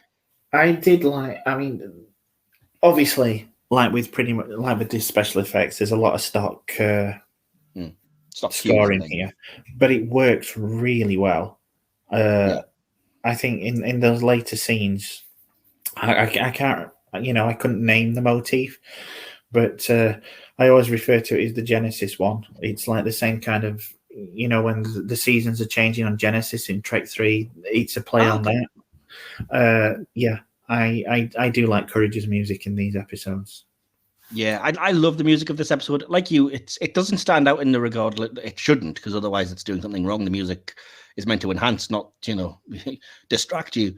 But if you're listening out for it, as I do when I review these things, there's some really great musical cues in the episode. Yeah, and particularly the way that it works with again building up the tension as Kirk and Spock are like approaching, ready to attack, and then you get that almost nervous feeling. And it immediately cuts once they've shot the Klingon to bombastic, like, oh no, now things are going down kind of music. And it's like, it's doing a really good job of selling this on top of the acting and the direction. The music's actually making it feel like giving it that gravitas, I guess. So yeah. Plus, it's just cool. A lot of the kind of cues and stuff just sound really good. So awesome. So then, the next thing would be any other things you have. I have no other notes. So do you have any others? No, I've got nothing. That's fair enough. That was just a catch-all type thing. So the next thing then would be for us to give our favorite character moment in line, which is another thing we've started doing the last couple of series. Spock analysis. So as I say, we'll start with you, DK, because we don't have a guest to come to. So who was your favorite character in this episode and why? I'm gonna have to go with Kirk, because you see a lot of the kind of situation through Kirk's eyes. And I think it's a credit to Shatner, as I said earlier, that he gives such an understated performance in this.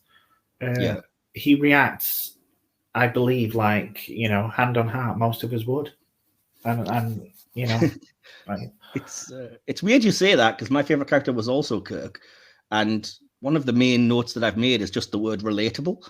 I think he's relatable in ways that Kirk often isn't, when he's being portrayed as like the superhuman alpha male, ultimate hero type, which he isn't here. He's doing his best, and he's failing at the mission in a lot of ways. He's out of his depth because he's not comfortable being a diplomat, and he's not convincing them in his mind to fight back or anything. So, and again, yeah, you can relate to the way he feels in the annoyance, and then hopefully you relate to the end of like, I'm kind of ashamed of myself. Why was I being upset at pacifism kind of thing? So yeah, I think he just seems very human, and I like that he does learn that lesson at the end of the episode as well. So yeah, Kirk as well for me. And what was your favorite moment in the episode? I do like that. I do like that final scene where you've had the entire episode of Kirk and Kor just facing off against each other, and now they are like two siblings that are being told off by a parent, and they're just like incredulous at what's going on. Yeah, that is a good scene, but it wasn't the one that I chose for my favorite moment or scene, which I picked the kind of the first intense scene between Kirk and Kor in Kor's office as they're, going back and forth, and Kirk's, I think at that point he's either still pretending to be Organian or, the ruse has just dropped, but it's just, there's not that much in terms of like what they're actually saying, but they're saying so much with the subtext and the way they're acting off each other. And as you said, it's kind of like, it's like watching two great actors in a stage play in a scene, So that was my personal favorite moment of the episode. So what would be your favorite line in that case? There are a lot of good lines, and it's kind of a cheat going for this one because I know you don't like it, but I do love the difficult to be precise, Captain. I should say approximately 7,824.7 to 1, and Kirk going, difficult to be precise. Yeah, I get it, but like I said, it's such a we've had it so many times since then that it's become, we've become blasé about it. But I did like how it was delivered. It's definitely fair. I get it. My favorite line is, it's a slight exchange rather than a single person's line, but it's the way Kirk says, "We have the right," and is then cut off by Aelborn saying, "To wage war, Captain, to kill millions of innocent people, to destroy life on a planetary scale. Is that what you're defending?" Because I was like, wow, that really is like, why did Star Trek have to get all woke in 2017 and never was before? Yeah. They've never watched an episode, have they? It really does just show they either never watched an episode or they don't have the comprehension skills to understand what they were being told. Yeah. Anyway, so yeah, we will get back to our ultimate conclusion and score at the end, but we do always throw it open to you, the viewing or listening audience, to give what you think about the episodes we're reviewing, and we did get a pretty good response in the end for this episode. So without any further ado, we are going to go into the subspace communications. Incoming transmission. The first one of these is from Adrian on our Discord, and who you'll have heard throughout the channel and our other podcast. Adrian says, those who say Star Trek is too political these days never understood this episode because it's pure democracy versus authoritarianism. John Colicos as Kor, the first Klingon we meet, is deliciously manipulative to a group he sees as weak, and it reminds me of Pol Pot in a way. I love his interactions with Kirk, though, and Jadzia later, of course. Definitely a hit. Favorite line, "Fools, will I have to kill them all?" Yeah, she says, I listened to it as I was working, and the music is spectacular, although the set's not so spectacular. Yeah. I loved the whole, well, you seem like a feisty little argumenter. I shall make you the liaison aspect as well. I love how they banded together in the end. Our friendship in the face of powerful entities gets me every time. And it's funny to think there are folks who thought Star Trek was a one-off and probably laughed at people who took it seriously. But on the other hand, even I had a chuckle at Spock's outfit they had him in while quote-unquote in disguise. And ultimately, I give it a 7.5 out of 10. Thank you for that, Adrian. Let's see. These are mostly, I think, going to be from the various Facebook groups and such. So again, thanks if you contributed. Always grateful for any feedback. Michael Adam Goodwill says, I personally love the episode. Kor was a brilliant adversary to Kirk. Organian's passiveness was deliberately written to be frustrating for the payoff in the end. Shame they have never been revisited properly in future episodes of the franchise. Okay. Timothy Jackson says, a fine episode for certain. The mystery of the Organians is interesting, but does the masquerade go on for too long? I think this would have been an interesting episode to revisit at some point, if the show had continued past season 3. The Organians ultimately establish a peace. However, DC Fontana wrote a few comics where the Organians decide to withdraw and let Starfleet and the Klingon Empire take care of themselves. So the big question is, would that have been addressed if the show had stayed on the air? All that aside, though, this is a fine, if not strange, introduction to the Klingons. Kenneth Armstrong says, it's one of my favorite episodes. It is quite literally the episode that started me out as a fan of Klingons, and especially Core. Fair enough. This is quite a detailed one, but it's from Bradford Pilcher, who was the only person that commented on Mastodon for us.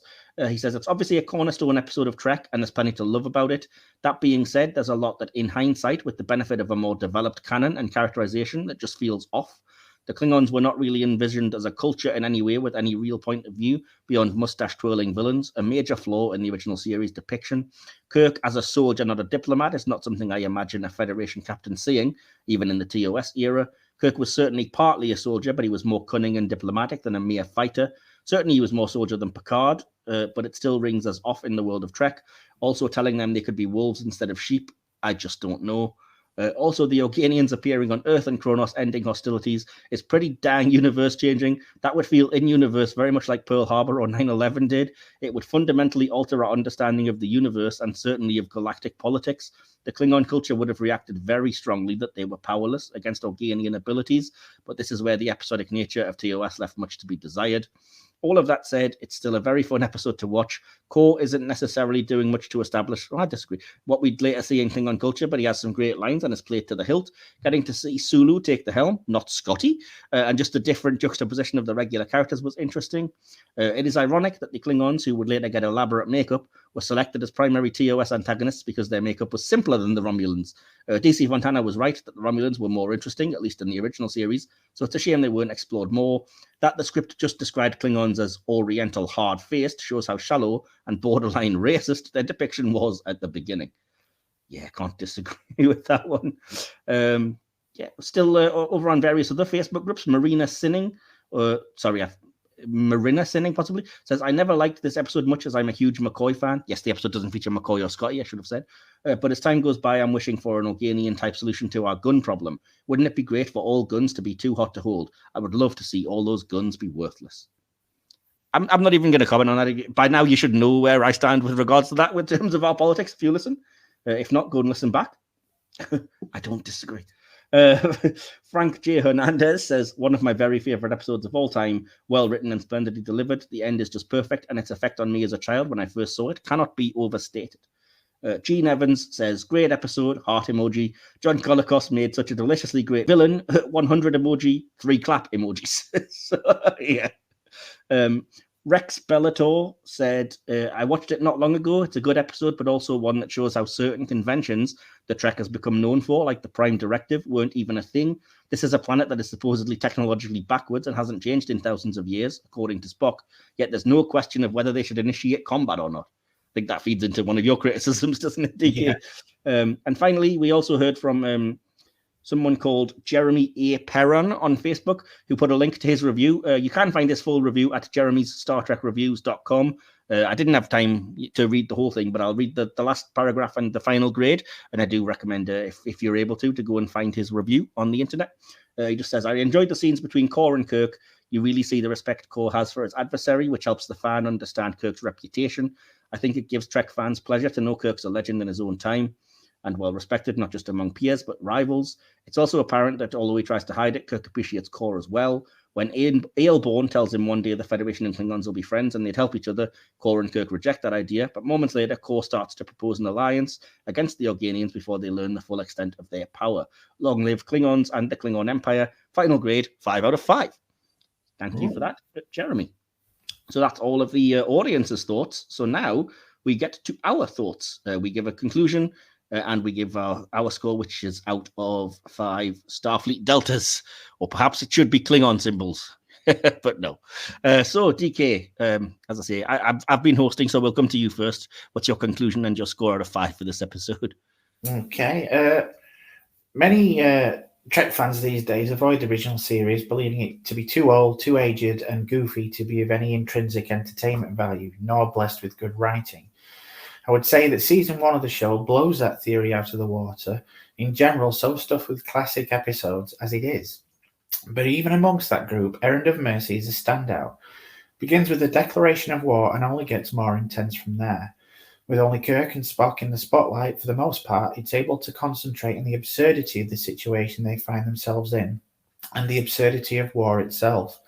Gene L. Coon's writing is first class and has you swept away in a torrent of conflicting emotion to the point that you begin to share in Kirk's emotion at several points throughout. Shatner's understated performance in this serves the script well, and of course we have the first appearance of the Klingons. Here they're portrayed as war-loving and entirely ruthless, and gave Trek such a memorable antagonist that here we are discussing them over 60 years later. Of that I have no doubt it's partly the very first impression was so striking is down to John Colicos as Core, who is really the third hander in this and plays it brilliantly. It really is objectively a great episode and shows that classic Trek can still compete with anything on TV today and evoke emotion with a message as timeless as it is poignant. It's great stuff, and I've given it 4 out of 5. Awesome. Fair enough. Cool. Mine's a bit long as I'm looking back at it, so apologies if it goes on a bit. I'll try perhaps in future episodes to keep it less long-winded. I said it's not the greatest episode of the original series, but it's probably one of the most representative, for better or worse. It has political real-world allegories, exploration of the human condition, an intriguing new enemy, and one of too many instances of the old non-corporeal Deus Ex Machina. The repeated use of this trope in the whole series somewhat dulls its impact here, unfortunately. For me, it was a slightly plodding and overly stretched out plot, but elevated by 2 excellent central performances by Colicos and Shatner. The intrigue is effective only on first viewing, and then you just question why the Organians didn't reveal themselves sooner. But the commentary on war is very interesting, surprisingly nuanced at times, and thanks to Shatner, again, you find yourself relating and then potentially feeling embarrassed yourself. There are no easy answers despite the easy sci-fi solution, and I like that. The Klingons here are hardly the well-developed and interesting species we'd come to know, but there was obviously enough to keep interest in them going. It's probably the weakest of their main appearances in the original series, in my opinion, though. Ultimately, it is an enjoyable enough, serviceable episode with some good things and a few that don't quite work. The acting, dynamic direction, and most of the writing puts it above average for me, but not by all that much, and I went 3.5 out of 5. So giving it the full average for the episode is pretty easy to work out then, and that would mean Errand of Mercy's final hit or miss Star Trek podcast score is 3.75 out of 5, and pretty definite hit, I would say. So, yeah, yeah, I think that's fair enough. Yeah, that's not a bad score at all. I mean, 3.75, it's almost at 4 out of 5. It's, very good. And we've praised a lot. Like I said, there's some things that I take a slight issue with, which I've explained, but good episode. So awesome. So, DK, have you enjoyed our first time back in the saddle on the Trek reviews then? I have. It's been a while. It has been far too long. So hopefully you will, audience, stick around with us for more of this. This is the start of a series. We're going to have a break in the middle of the series, I should have explained, but we will have, I think, 6 episodes before that break, and it isn't that long, and then we'll be back with the next 5 or 6, whatever it is as well. But for the next few weeks, you'll definitely have us here reviewing, as I said, Klingon-related episodes. So, DK, anything you wanted to say or anything you want to shout out where people can find you before we go? No, just here, really. Here and on the Silver Screen podcast, as you know. So awesome, that's cool. Well, you can always find us via the links that I leave in the descriptions. I say it every episode, but we're on there and we have link trees and everything you can find. And other than that, we're just on the 2 podcast channels. And we're going to be here for a few weeks talking all things Trek as we enjoy doing. So do join us again this time next week, where we will be reviewing another episode, this time a 2-part episode, the Next Gen episode, Redemption, an iconic Klingon episode. And we're going to be joined by Jeff Aiken again from the Starfleet Academy Leadership podcast. So looking forward to that one. You, DK? Definitely, yeah. Awesome. So thanks again. Thanks to you for coming along, DK, and keeping us talking for quite so long. We enjoy talking all things Trek, as you know. And again, do interact with us if you get the chance. We're always grateful for any interaction, thoughts, opinions, or any talk about the episode that we're going to be reviewing, or even the ones that we have. You can leave in the comments or on our social medias. And if there's anything you want to see us review or talk about, feel free to ask that as well. And otherwise, we will be back next week. So in the meantime, do remember, we are Starfleet. Live long and prosper, or possibly Qapla'. Live long and prosper. Qapla'. You have been listening to the Hit or Miss Star Trek podcast, hosted by Michael Wilson and D.K. Created, produced, and edited by Michael Wilson. Additional material produced by D.K. Music by Timeless Journey. More information can be found at soundcloud.com/Timeless Journey. The Hit or Miss Star Trek podcast is based on an idea by Michael Wilson and Will Templar. Follow the podcast on Instagram at HoM Star Trek Podcast, or look for the Hit or Miss Star Trek podcast under Facebook groups. Links to all our social media accounts and more are in this episode's description. This podcast is available on YouTube or wherever you get your podcasts. Just look for Silver Screen Hit or Miss Star Trek. This has been a Mike's Podcast production, copyright 2022. Thank you for listening.